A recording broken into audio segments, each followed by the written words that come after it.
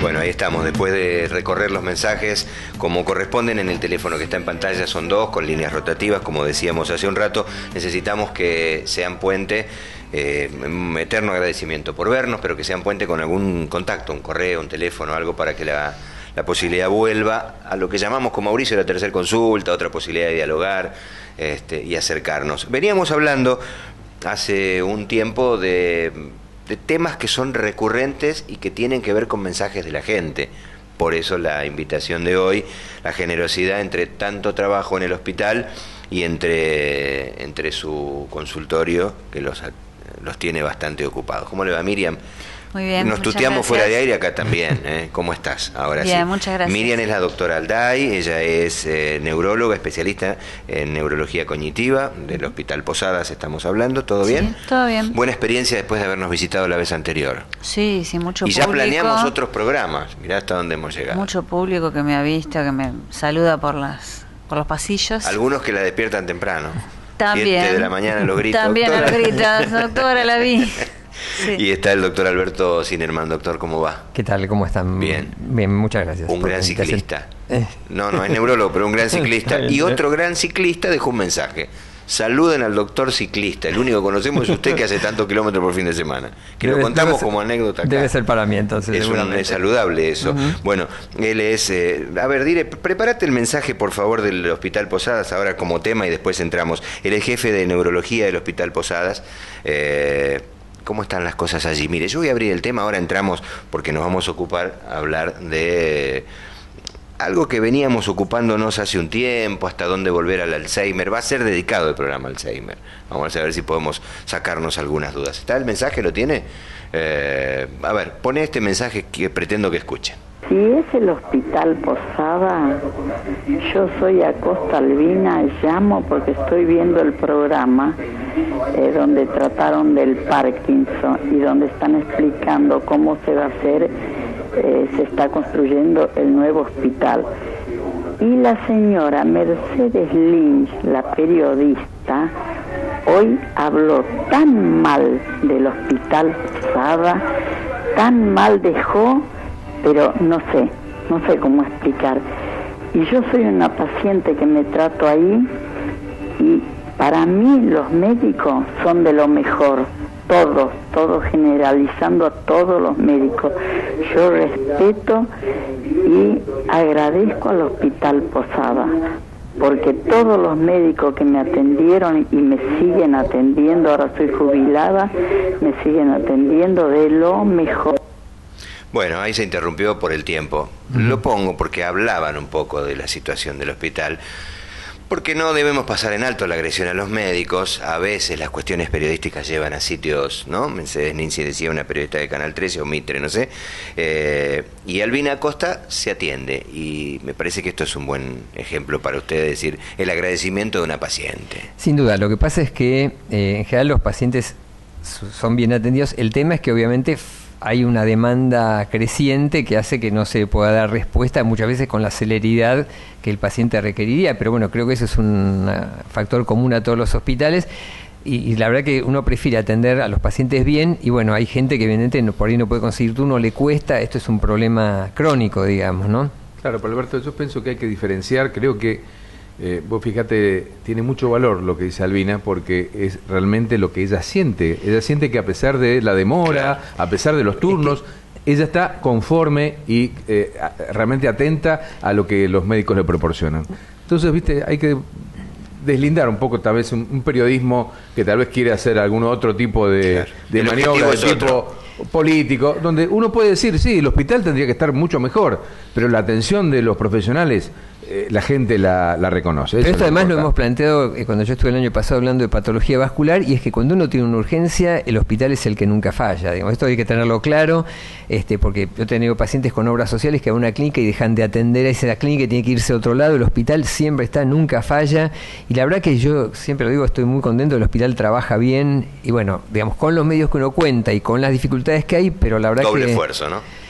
No sé si doble esfuerzo, pero digamos, si uno trabaja con voluntad y trata de hacer las cosas bien, los pacientes están bien atendidos, y en general yo diría que quizás hay que hacer una encuesta de conformidad, a lo mejor cuando el paciente sale de las consultas, qué grado de conformidad tiene, porque en realidad lo importante, como decía Mauricio, es eso, si el paciente sale de la consulta conforme con la atención que tuvo. Y yo tengo la sospecha, y discúlpeme si parece una cosa de vanidad, pero que en nuestro hospital la mayor parte de los pacientes salen conforme de las consultas. Claro, ¿no? es la crítica que yo le puedo hacer al periodismo, que se generaliza, se masifica una situación y donde se incorpora también dentro de esa masificación los profesionales. Vos fíjate que ya salió en defensa, porque evidentemente no hubo una aclaración de que, bueno, el hospital tiene problemas o tiene problemas de infraestructura.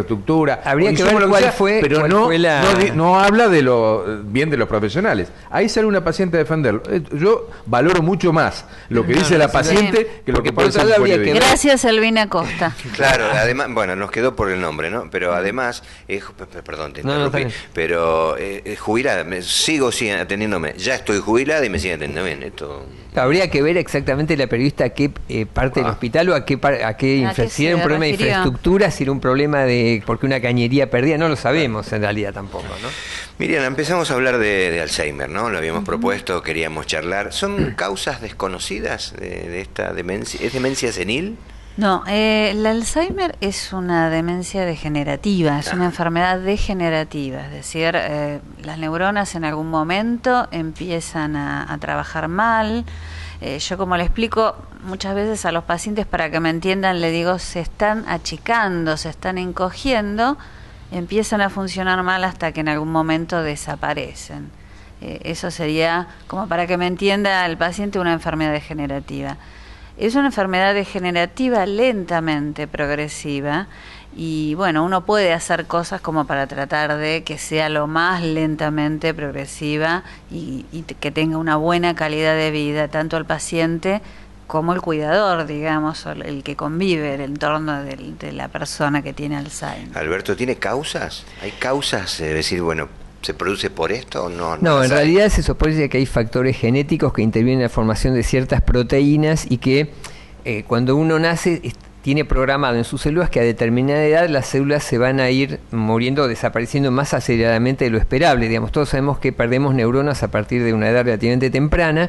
Y una de las cosas que se dice es que si todos viviéramos lo suficiente, todos podríamos tener Alzheimer en algún momento. Lo que pasa es que hay gente que está programada para que le aparezca antes y gente que fallece por otras causas. Pero la idea es que si la gente viviera todo el tiempo suficiente, todos tendríamos Alzheimer en algún momento. Pero bueno, por eso es más frecuente más allá de los 80 años. A mayor edad, más frecuencia tiene la enfermedad. Lo que pasa es que esa pérdida de neuronas que todos tenemos a partir de edades que son los 20 años, no estoy hablando de edades muy... me había imaginado mucho más adelante. No, por eso le dije, 20 y pico años uno empieza a perder células. O sea que yo debo estar perdidas un montonazo, claro. Pero de todas maneras el tema es que hay algunas personas que por ahí tienen algún tipo de programación por el cual eso se acelera en edades más tempranas. Y bueno, es lo que dan manifestaciones clínicas, justamente. Lo que pasa es que no tiene una causa que uno pueda detectar y tratar, por eso los tratamientos no son curativos, digamos, ese es el tema.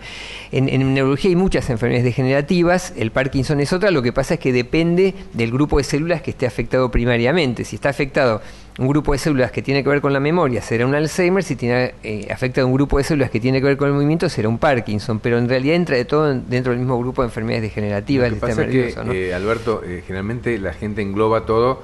Se puso viejo, entonces Alzheimer y demencia senil serían como sinónimos, ¿no? Porque tal vez la sintomatología es similar. Una cosa que yo comento es lo siguiente. Antes se llamaba el viejito está arteriosclerótico, eso nos acordamos todos. Hace muchos años, lo que pasa es que con el desarrollo de las técnicas de imágenes y otras cosas más, es posible tratar, porque ahí estaba englobado todo. Cuando decía está arteriosclerótico estaba la demencia vascular, el Alzheimer y muchas otras demencias que en realidad no se conocían. En realidad el término demencia senil está discutido, digamos, porque en realidad lo que está diciendo es una demencia en una persona mayor. Eso es todo, pero no nos dice sobre el mecanismo que lo está produciendo. El límite son los 65 años, o sea, después de los 60... Iba a apuntar a esa edad. Después de los 65 años es lo que llamaban demencia senil y antes presenil, digamos, o sea que... Pero muchas cosas, Miriam, han cambiado desde el antes al hoy, donde la expectativa de vida es otra, donde el tratamiento es otro, entonces no son los 65 de hoy los que eran hace un tiempo.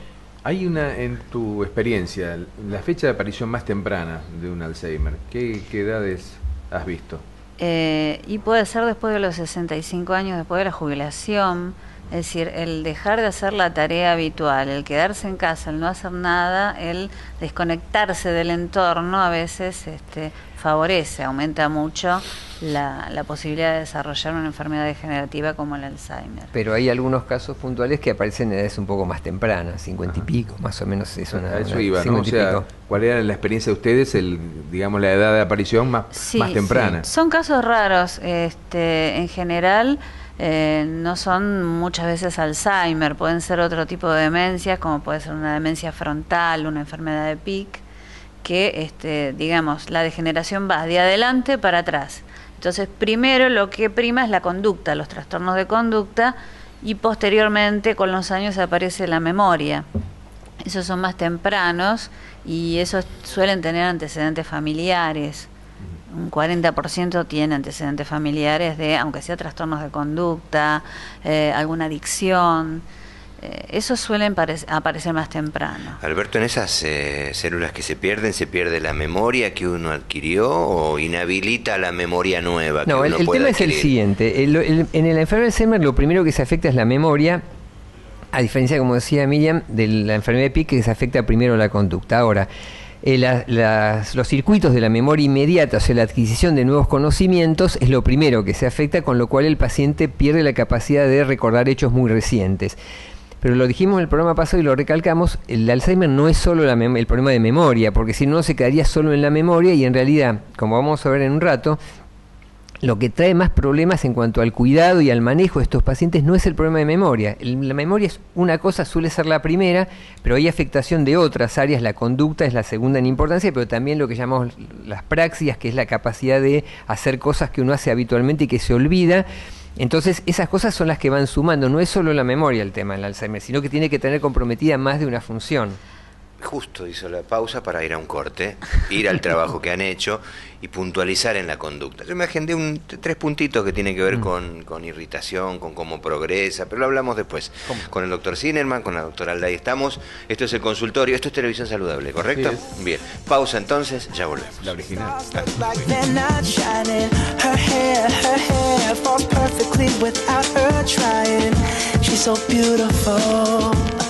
I tell her every day.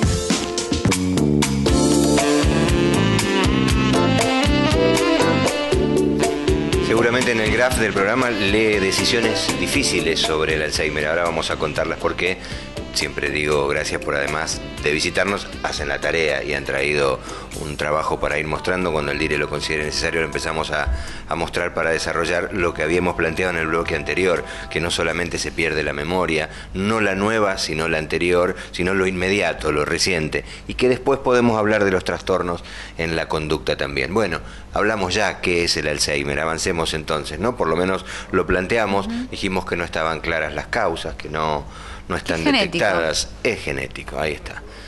Dirán muchos, bueno, cuando los médicos no llegan a saber, es genético. O viral. O viral, ahí está. Me ayudó Sinerman. Avancemos, por favor, enfermedades Marcelo. son genéticas. El tema es que cuando uno se forma, digamos, es como que se tiran los dados y uno ya viene con qué enfermedades va a tener y a qué edad. Claro. Tiene que haber un detonante a determinada edad y eso hace que se despierte la enfermedad que uno tiene los genes para tener. Yo creo que te lo había preguntado la vez pasada, Miriam, pero es bueno reiterarlo. ¿Es importante algún antecedente familiar? Padre, madre, abuelos.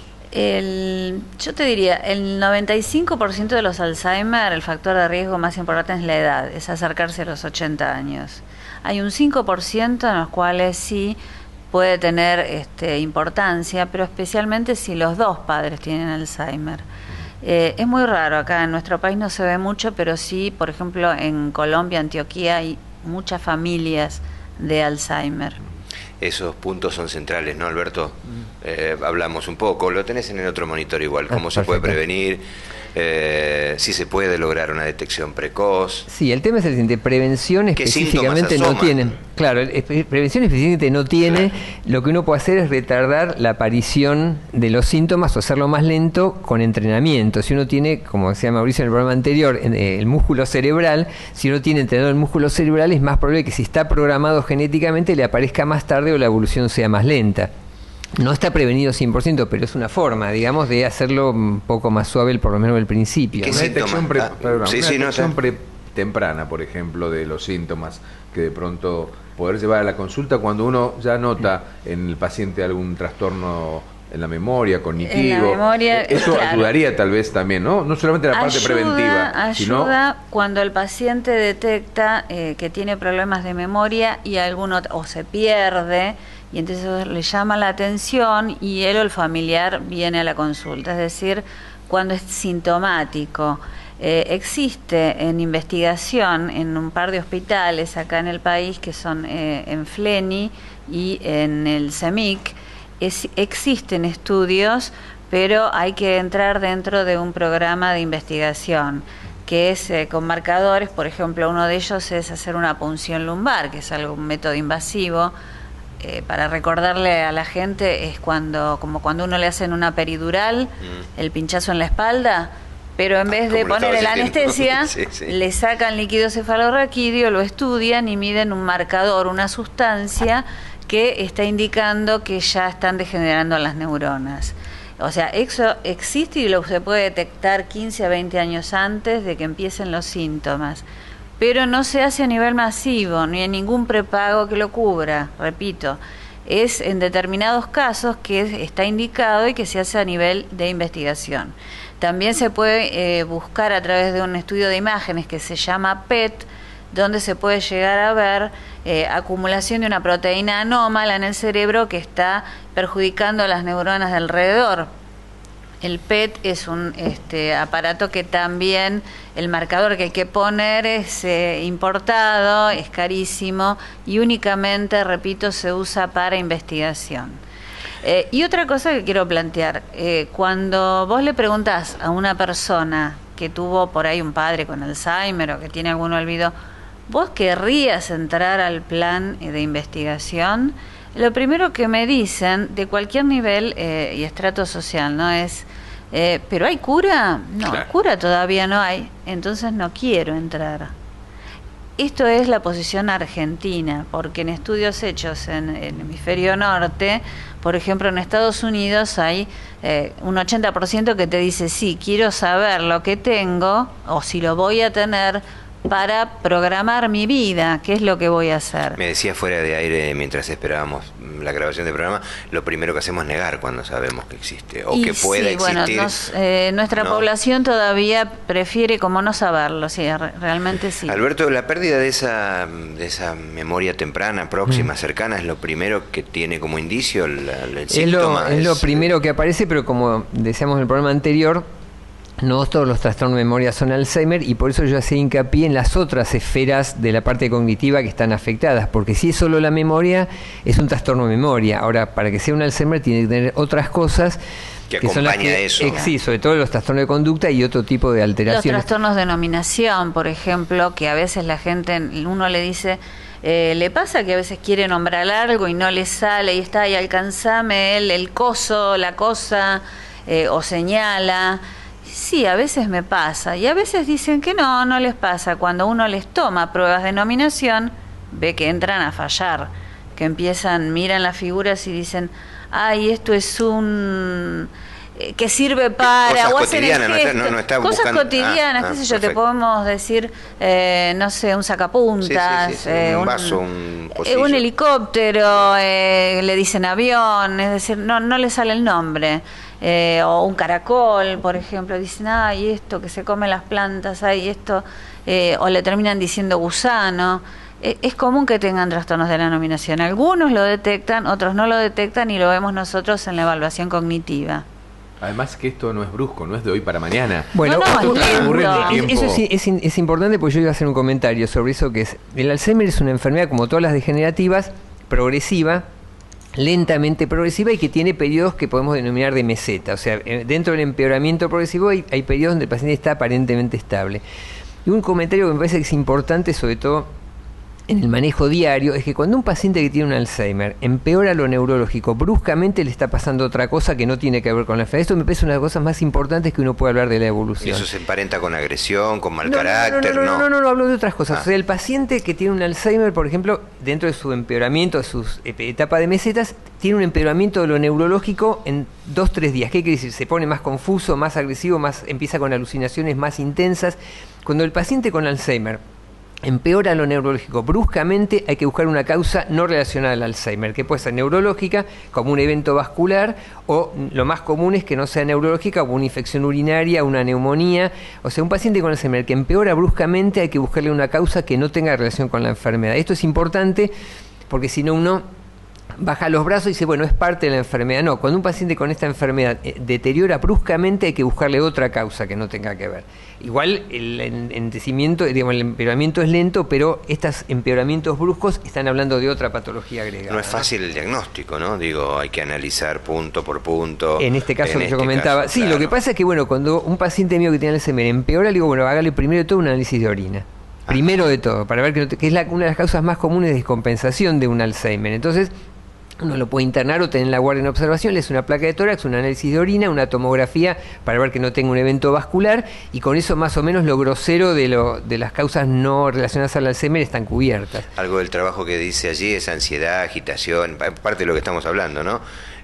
¿Cuánto de agresivos se ponen en el avance de la enfermedad? En general en el estadio terminal o de medio a terminal. El paciente con Alzheimer es bastante en general tranquilo, todo depende de la personalidad previa.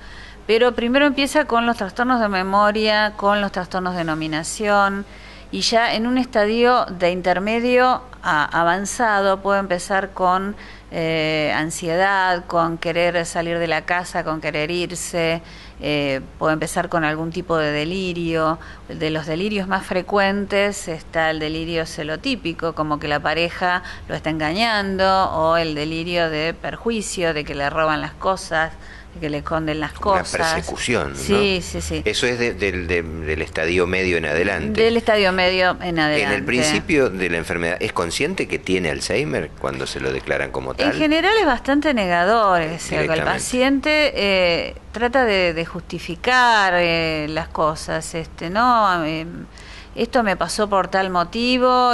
No piensa que está teniendo una enfermedad. Por ahí culpa al otro. De hecho, sí. Claro, traslado. Vos no me lo diste, claro. Vos no me lo dijiste. Sí, es bastante negador. Y tal vez el tema de lo conductual tal vez es el que más llama poderosamente la atención a la familia, ¿no? Y que más complica el cuidado del paciente, porque en realidad el tema de la memoria, por eso así en que el tema de memoria en realidad es un tema tranquilo dentro de la enfermedad. El tema es los trastornos conductuales que complican la convivencia con el cuidador.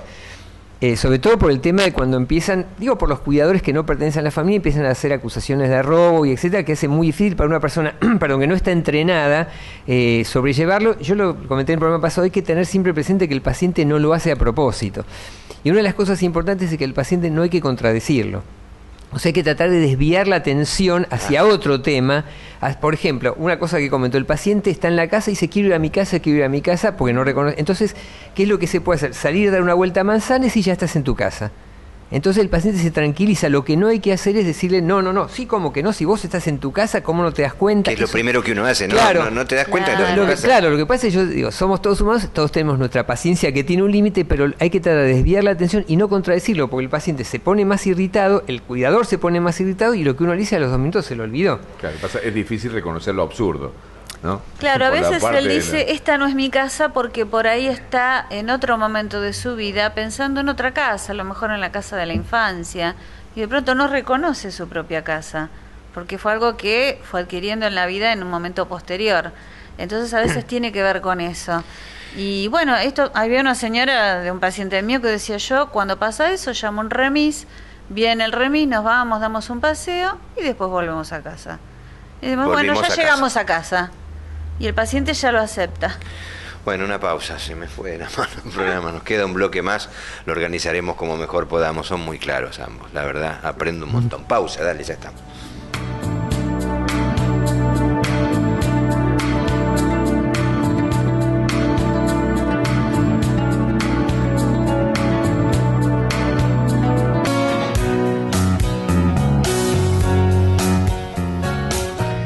Sin duda, hablando de Alzheimer, la responsabilidad o el entorno primario, que es la familia o quien contiene al paciente, debe ser el de mayor trabajo, el de mayor tarea, ¿no? Ahora vamos a ver por qué poníamos allí decisiones difíciles. ¿Cuáles son? Reducidas en este bloque de programa, pero por lo menos para tenerlas en cuenta. Nosotros tratamos de hablar de decisiones difíciles porque son motivo de consulta diaria, y un poco hablábamos con Raúl antes del programa, que muchas veces los familiares traen al paciente no buscando un diagnóstico, no buscando un tratamiento, vienen a buscar consejo, orientación y muchas veces apoyo a decisiones que ya tomaron. A ver si lo que tomaron ellos como decisión está bien tomado. Sí, un paciente, me han traído 2 hermanos a la mamá, tomaron la decisión de institucionalizar y lo que querían era una especie de apoyo moral para ver si estaban haciendo lo correcto. Nosotros focalizamos en 3 puntos de decisiones difíciles, hay muchas más, ¿eh? ¿Y por qué son difíciles? Porque esto no es matemáticas, esto no es física cuántica, acá 2 pacientes no son iguales, 2 familias no son iguales, entonces cada paciente es un individuo, un universo que tiene su familia alrededor, y por esto no hay reglas escritas, digamos, son cosas que uno ve en la práctica. Entonces, tomamos 3 puntos básicamente, que son la conducción vehicular, que es un tema que da para todo un programa, el tema de la institucionalización del paciente y el tema de la alimentación. El primer punto es la conducción vehicular. La pregunta es, ¿puede un paciente que está con un Alzheimer incipiente conducir o no conducir? Esto tiene que ver con enfermedades neurológicas y conducción vehicular. Digamos, un paciente con epilepsia puede conducir, un paciente con Parkinson puede conducir, un paciente con una secuela vascular puede conducir. Entonces, esto que en realidad yo creo que no está esquematizado, digamos, y en el caso del Alzheimer es importante, y le voy a pedir a Miriam que explique un poquitito, porque en eso sí tenemos un apoyo. ¿Pero puede conducir? Sí, el año pasado el grupo de demencias de la Sociedad Neurológica se hizo una guía de conducción vehicular donde hay recomendaciones y bueno, se está tratando de contactar a los lugares donde se da el registro de conducir para los test que se han determinado que son más útiles para que tomen los psicólogos en vez de un Bender, que es lo que toman actualmente. Hay 3 o 4 test que se pueden tomar y que si el paciente no los pasa, tendría que ir a hacer una evaluación neuropsicológica más completa con el neurólogo. Y sí, una cosa que, contando, creo que esto es una gran ayuda porque nos da una especie de apoyo en la responsabilidad de dar un certificado de conducción, que nos ¿no? piden habitualmente. Y una cosa que yo comento es, una de las cosas más difíciles es convencer a un paciente que no puede manejar más. Esto es una cosa que no tiene que ver con nada estadístico, que es una cosa de apreciación mía, que es más, yo creo que el paciente sobrelleva peor el dejar de manejar que la declinación de la actividad sexual, por ejemplo. O sea, yo creo que peor el no manejar que... O sea, el paciente lo otro lo toma como algo natural, bueno, tengo mis años. Es una cosa de todo el día, no digo, no está escrito, pero digo, el tema de manejar me ha costado, paciente me ha costado muchísimo, muchísimo. De hecho, me ha pasado algún paciente que yo le he dicho que no, y han ido y han buscado, encontrado algún médico que les hizo el certificado. O sea, es muy traumático para los pacientes dejar de manejar. Lo que pasa es que si uno sigue las guías que Miriam decía, bueno, en algún momento hay que decirle basta, digamos. Lo que pasa es que además hay que enseñarle que puede ser peligroso para sí mismo y para otros. Bueno, nos contaba una compañera que tiene un familiar que la hija le dijo que siguiera hasta que fue con él y dijo, esa lucecita que está en el palo al final de la calle, que era el semáforo y no sabía lo que era, y dijo, le dije, no te puedes manejar más, digamos, ¿no? Claro, es un llamado de atención muy grande. Yo quiero volver al anterior, que hablaba de institucionalización. Eso es tomar la decisión de ubicarlo en un lugar de cuidados porque es incontenible en el hogar. Y el paciente que ya no es capaz de medicarse, o sea, que se olvida de tomar justamente todos los remedios, digamos, es un paciente que no puede estar solo, un paciente que deja el gas prendido, la puerta de la calle abierta, pero más que nada si deja el gas prendido, o sea, cuando pone en peligro su propia vida o la de los vecinos, y ya no puede vivir solo ese paciente. Una cosa que yo decía es que no hay reglas claras porque 2 más 2 no son 4 en medicina. Digo, no siempre 2 más 2 es igual a 4 en cualquier paciente. Y uno toma en cuenta muchas variables familiares. Uno de los puntos que yo tomo en cuenta para decidir la institucionalización es si en la casa hay personas jóvenes viviendo o no, por ejemplo. O sea, la composición del grupo familiar es muy importante para decidir eso, porque una cosa que decía mía es que el paciente no puede estar solo si deja la llave del gas prendida, pero no que sí no puede estar en la casa con un familiar. Depende del medio. Ahora, yo siempre digo, si en la casa hay gente joven, digamos, chicos, adolescentes, Yo en general suelo ser más anticipatorio con la institucionalización porque digamos, es una situación conflictiva para una persona joven tener un paciente con Alzheimer en la casa. Yo ese parámetro lo tomo como algo decisorio en la institucionalización muchas veces, ¿no? Además que el tema es el acompañamiento permanente, o sea que esa persona en el ámbito familiar seguramente va a tener gente que estudia, que trabaja y que va a haber periodos de tiempo donde va a estar necesariamente, tiene que estar solo porque no hay nadie en la casa que también lo pueda contener, ¿no? Sí, pero además yo creo que un chico por ahí de 10, 11 años, tener un paciente que tiene trastornos conductuales es una experiencia traumática que no sé si uno le querría hacer vivir realmente, ¿no? Y no deja de ser traumático tener que pensar en dejarlo en algún lugar de otros cuidados, ¿no? Digo, para el familiar directo. Pero ahí bueno, hay una sí. Yo a veces, porque generalmente hay uno que lo cuida, a veces son varios hijos, pero hay uno. Siempre pasa igual. Siempre pasa lo mismo. Hay uno que es el que, por algún motivo, es el que carga con todo. Y hay que cuidar al cuidador. Porque el cuidador está con sus defensas más bajas y tiende a enfermarse, se sobrecarga y se enferma más. Yo a veces lo que les digo es como si alguien estuviera cayendo en un precipicio y el otro lo está teniendo de la mano. Si en algún momento lo ve que lo va a arrastrar, uno debe soltarlo. Y eso creo que también se lo digo a ellos. Si ve que lo está enfermando, es un buen momento para plantearse la institución. Incluso hay que colabore otro familiar o la institución. Hay un tema que ella plantea muy bien y que está relacionado con el punto siguiente, que es el tema de la sonda nasogástrica, que es que muchas veces uno ve que los familiares toman decisiones, no diría así por egoísmo, porque es una palabra difícil, pero como diciendo, bueno, con cosas que para el paciente son crueles o agresivas y quieren a toda costa, que es lo que llamamos ensañamiento terapéutico, que es seguir y seguir y seguir, y una vez dice, bueno, ya creo que es el momento de decir, que es lo que decía del precipicio, decir, momento, si hay que institucionalizarlo, hay que tomar la decisión, cerrar los ojos y seguir. El tema de la sonda nasogástrica lo planteo porque es una decisión difícil de tomar en Alzheimer. Ustedes saben que en demencias hay dos tipos de trastornos básicamente. Cuando el paciente se atora, o sea, cuando pasa líquido a la vía respiratoria, que eso se ve más en los vasculares, y el Alzheimer lo que tiene mucho es lo que llamamos rumiación. O sea, el paciente pierde la capacidad de saber cómo tiene que tragar y tiene la comida en la boca horas y horas, la comida se hace enormemente larga, y el paciente se viene abajo físicamente porque no come, lógicamente. Entonces viene la decisión, ¿le ponemos la sonda nasogástrica o no le ponemos la sonda nasogástrica? Esto es una, digamos, como todas las decisiones difíciles, uno tiene que consensuar con la familia, no hay una regla clara, depende del paciente, pero la verdad que yo he visto, lo digo con dolor, digamos, pacientes que uno no le pondría la sonda nasogástrica, digamos, porque me parece que es una prolongación de una calidad de vida mala, y sin embargo la familia insiste, y bueno, ahí uno trata de consensuarlo y a veces hay que hacerlo, digamos, ¿no? Que representa toda una infraestructura en la casa, no es tan fácil tampoco, digamos, ¿no? Pero la verdad que uno a veces le dice a la familia, uno lo piensa y discúlpeme si parezco un poco duro, pero decir, bueno, ¿por qué no dejan al señor tranquilo, que haga su evolución, alimentarlo, todo, por supuesto, pero las cosas que sean agresivas, tratar de evitarlas si uno puede. Y uno sospecha que el familiar hace más pensando en él mismo que en el paciente, ¿no? Tengo que cerrar, Miriam. Yo había imaginado si la estimulación era un tratamiento que ayudaba a sobrellevar, y si la estimulación con el afecto, porque habíamos dicho recién que una caricia, un mimo, un abrazo acompaña y contiene. En principio, cuando se diagnostica el Alzheimer, aclaro que siempre el diagnóstico es de Alzheimer probable, porque el diagnóstico de certeza es por biopsia cerebral, o sea que no lo tiene nadie. Bien.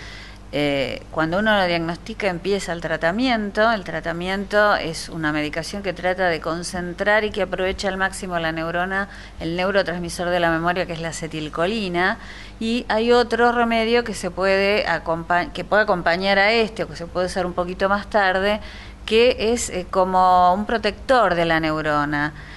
Como si barriera, como si limpiara todo lo que hace la neurona cuando actúa, digamos, deja como una basura alrededor, y bueno, lo limpia. Es como cuando cocina el marido y cocina y va dejando todo en la bacha, bueno, y tiene que venir alguien a limpiar. No se puede venir a mí, pero bueno. No, porque él no cocina, pero en general la mujer va cocinando y va limpiando, en cambio el hombre deja todo enchastrado. Bueno, el otro remedio es el que viene a limpiar, digamos, después de la actividad neuronal. Y responden, responden al afecto, sienten. Y responden al afecto, y con lo que pueden llegar a mejorar es con la estimulación cognitiva y con el afecto.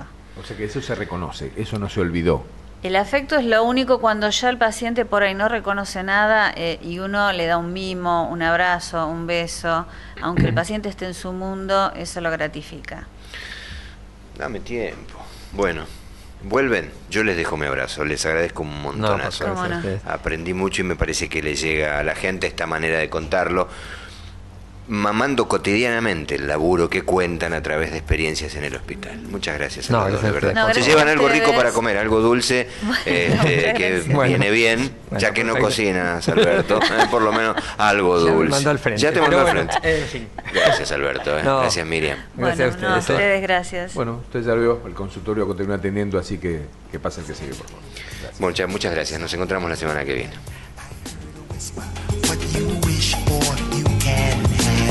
Then the vision went away, I thought that I had lost her.